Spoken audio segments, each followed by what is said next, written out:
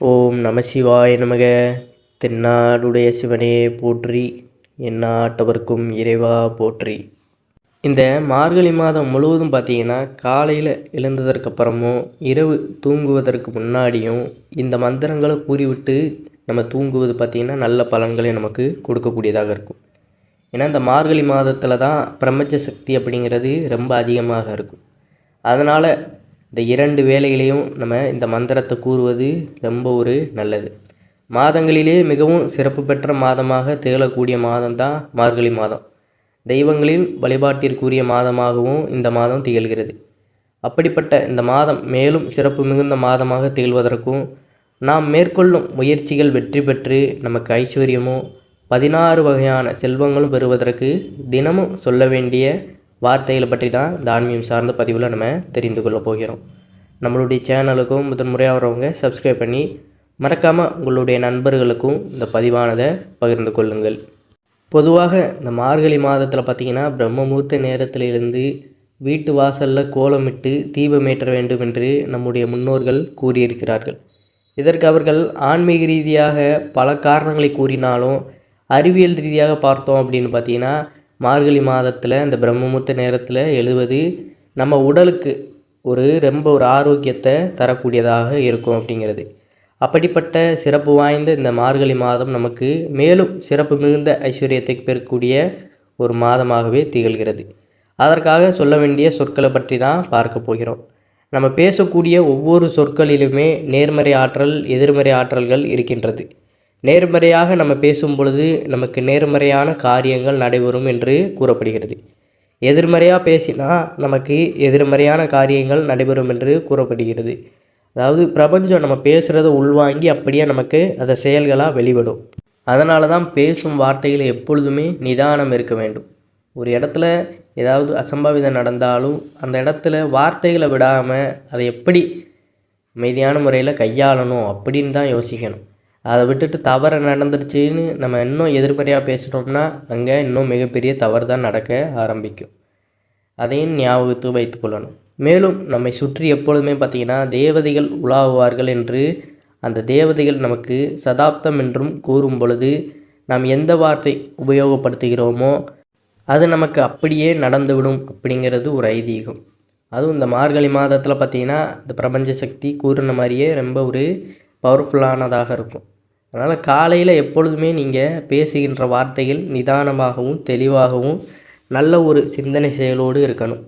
அப்போ தான் நம்மளுடைய வாழ்க்கையும் சிறப்பாக இருக்கும். காலையிலே சண்டை சச்சரவுகளோடு எதிர்மறையான எண்ணத்தோடு யாரையாவது திட்டிக்கொண்டு நம்ம இருக்கிறோம் அப்படிங்கிற பட்சத்தில் பார்த்திங்கன்னா அது நமக்கு பெருத்த ஒரு தலைவலி மாதிரி தான்.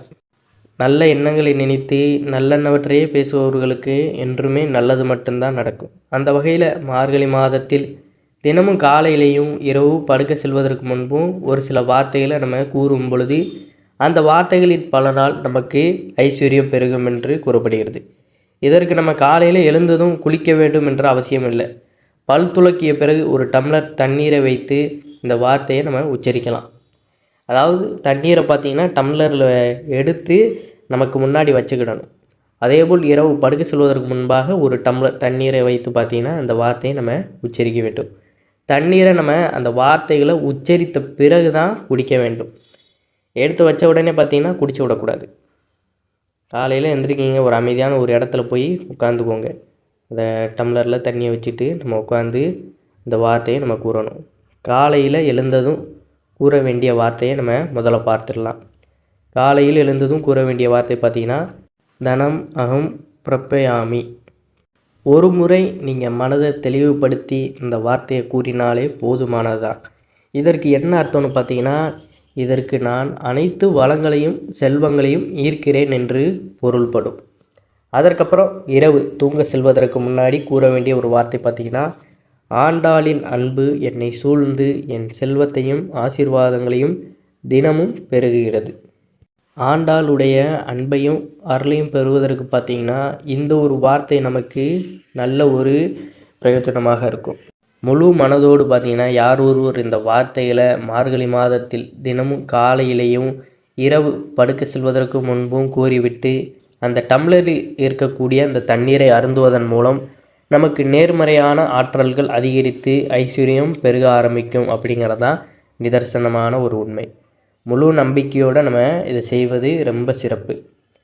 முதல்ல காலையில் எழுந்தது சொல்ல வேண்டியது தனமகம் பிரப்யாமி. அடுத்து இரவு கூற வேண்டிய வார்த்தை பார்த்திங்கன்னா, ஆண்டாளின் அன்பு என்னை சூழ்ந்து என் செல்வத்தையும் ஆசீர்வாதங்களையும் தினமும் பெருகுகிறது அப்படிங்கிறது.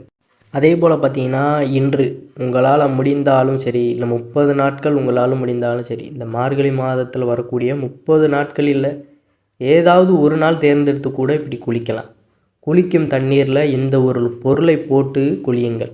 உங்களுக்கு அந்த பெருமாளின் ஆசீர்வாதமும் ஈசனின் ஆசீர்வாதமும் ஆண்டாளின் ஆசீர்வாதமும் பரிபூரணமாக கிடைக்கும் அப்படிங்கிறது. உங்களை பிடித்த கஷ்டங்கள் உங்களை விட்டு விலகி செல்லும். சுத்தமான பசும்பால் இன்றைய பார்த்தீங்கன்னா நீங்கள் வாங்கி கொள்ளுங்கள். நீங்கள் இன்றைக்கி குளிக்க போகிறீங்கன்னா இன்றைக்கி நைட்டு இல்லைனா இப்போ கிடச்சா கூட நம்ம வாங்கி கொள்வது குளிப்பதற்கு முன்னாடி வாங்கி அதை வீட்டில் வைத்து கொள்ளுங்கள். காய்ச்சாத பசும்பாலை எடுத்து குளிக்கின்ற தண்ணீரில் பார்த்திங்கன்னா 2 சொட்டு அதை விட்டு உங்கள் கைகளை விட்டு நன்றாக கலந்த பிறகு அந்த தண்ணீரில் நம்ம குளிக்க வேண்டும். காய்ச்சிய பசும்பால் தான் இருக்கிறது என்றால் அதையும் பரிகாரத்திற்கு பயன்படுத்தலாம். பசும்பால் கிடைக்காதவர்கள் பாக்கெட் பாலை பயன்படுத்தி கொள்ளுங்கள். குளிக்கும்போது கோவிந்தா கோவிந்தா நாராயணா நாராயணா என்ற நாமத்தையும் நம்ம சொல்லி குளித்தால் உங்களை பிடித்த இந்த தரித்திரம் பீடை அந்த நொடி பொழுதே உங்களை விட்டு விலகிவிடும் அப்படிங்கிறது ஒரு ஐதீகம். மார்கழி மாதத்தின் 30 நாளும் இந்த ஒரு விஷயத்தை உங்களால் செய்ய முடியும் அப்படின்னா, குளிக்கிற நீரில் 2 சொட்டு இந்த பசும்பாலை விட்டு குளிப்பது ரொம்ப ரொம்ப நல்லது. இப்போ வாழ்க்கையில் இருக்கும் துன்பங்கள் அனைத்துமே விலகி போய்விடும். ஆனால் இந்த குளியலை மார்கழி மாதம் சூரிய உதயத்திற்கு முன்பாக மேற்கொள்ள வேண்டும் என்பது குறிப்பிடத்தக்கது. இப்போ இன்றைய நாள் போயிருச்சு, அதனால் நாளையிலிருந்து இதை குளிக்க ஆரம்பிப்பது மிகவும் நல்லது. நீங்கள் சிவன் வழிபாடு செய்பவர்களாக இருந்தால் சிவசிவ நாமத்தை சொல்லி குளியலை மேற்கொள்ளலாம். இந்த மார்கழி மாதத்திற்கு இன்னொரு சிறப்பு உண்டு. மந்திர உச்சாடனம் பலிக்க வேண்டுமென்றால் இந்த மார்கழி மாதத்தை நீங்கள் பயன்படுத்தி கொள்ளலாம். முன்பே கூறின மேலே மற்ற மாதங்களை விட இந்த மாதத்தில் தான் பிரபஞ்ச சக்தி அப்படிங்கிறது அதிகமாக இருக்கும். இந்த பதிவில் கூறின மந்திரம்னு இல்லை, நம்ம மற்ற மந்திரங்களையுமே மற்ற மாதங்களில் கூறினாலுமே அதற்குண்டான பலன் நமக்கு மெதுவாகத்தான் கிடைக்கும். ஆனால் மார்கழி மாதத்தில் நம்ம முழு மனதோடு கூறும் பொழுது விரைவிலே அதற்கான பலன்கள் கூடிய விரைவில் கிடைக்கும் அப்படிங்கிறது தான் நிதர்சனமான உண்மை. ஏதாவது ஒரு மந்திரத்தை நீங்கள் கையில் எடுத்துக்கொள்ளுங்க. அந்த மந்திரத்தை உருவேற்று வேண்டுமென்றாலும் சரி, இந்த மார்கழி மாதம் 30 நாளும் காலையில் குளித்து விட்டு பூஜை அறையில் ஒரு விளக்கேற்றி வைத்து விட்டு அமர்ந்து அந்த மந்திரத்தை சொன்னால் அந்த மந்திரம் பார்த்திங்கன்னா சித்தியாகும்.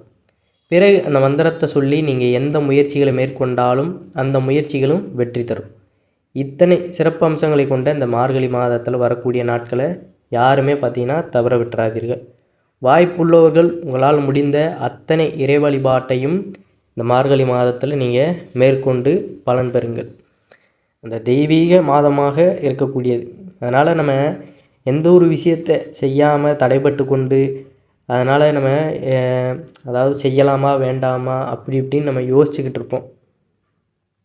அப்படி எந்த ஒரு விஷயமாக இருந்தாலும் இந்த மாதத்தில் முழு மூச்சோட இறைவனை பிரார்த்தனை பண்ணிக்கிட்டே நீங்கள் இறங்கு.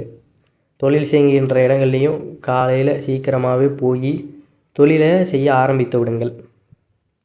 எவ்வளோக்கு எவ்வளோ அதிகாலையில் நீங்கள் உங்களுடைய வேலைப்பாடுகளில் ஈடுபடுறீங்களோ அந்தளவுக்கு உங்களுக்கு நல்ல ஒரு முன்னேற்றம் ஏற்படுவதற்கு இந்த மார்கழி மாதம் வழிவகை செய்யும். தொழில் செய்ய இடங்களை விளக்கேற்றி நல்ல மந்திரங்களை செல்ஃபோனில் கூட ஒலிக்க விட்டு நல்லா பாராயணம் செல்லலாம். மந்திரங்கள் எந்த அளவுக்கு இந்த பாட்டோ மந்திரமோ எந்த அளவுக்கு சத்தமாக கேட்கிறதோ அந்த அளவுக்கு நம்மளுடைய தொழிலில் விருத்தி ஏற்படும் அப்படிங்கிறது. எந்த ஒரு விஷயத்துலேயும் மனசஞ்சலம் இருக்கக்கூடாது. அதுதான் முக்கியமான ஒரு விஷயம். அதாவது இது நடக்குமா நடக்காதா அப்படிங்கிற மனசில் நம்ம அதை போட்டுக்கொண்டே செய்யக்கூடாது.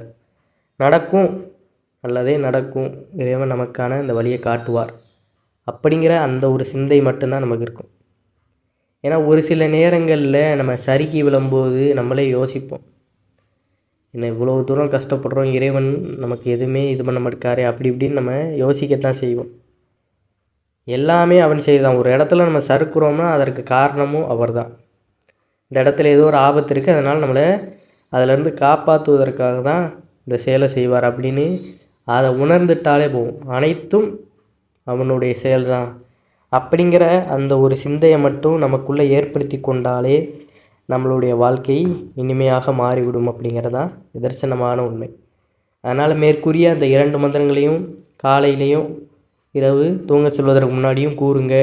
குளிக்கும் போதும் பசும்பால் வாங்கி வச்சு அதில் ஒரு 2 சொட்டை விட்டு குளியுங்க. எப்பொழுதும் நல்லதே நடக்கும் அப்படிங்கிறதான் நிதர்சனமான உண்மை. இந்த பதிவில் கூறப்பட்டுள்ள வார்த்தைகள் உங்களுக்கு பிடிச்சிருந்ததுன்னா இந்த வீடியோக்கு ஒரு லைக் பண்ணிவிட்டு மறக்காமல் உங்களுடைய நண்பர்களுக்கும் இந்த பதிவை பகிர்ந்து கொண்டு நம்மளுடைய சேனலையும் சப்ஸ்கிரைப் பண்ணி வச்சுக்கோங்க. மேலும் இதுபோல் பல தகவல்களை நம்ம தொடர்ந்து உங்களுக்கு சொல்லிக்கொண்டே வருவோம். அது எல்லாத்தையுமே பின்பற்றி பலன் பெறுங்கள். அனைவரும் என்றும் இறையருள் பெற்று நலமுடன் வாழ வேண்டும். நன்றி, வணக்கம். ஓம் நம சிவாய நமக.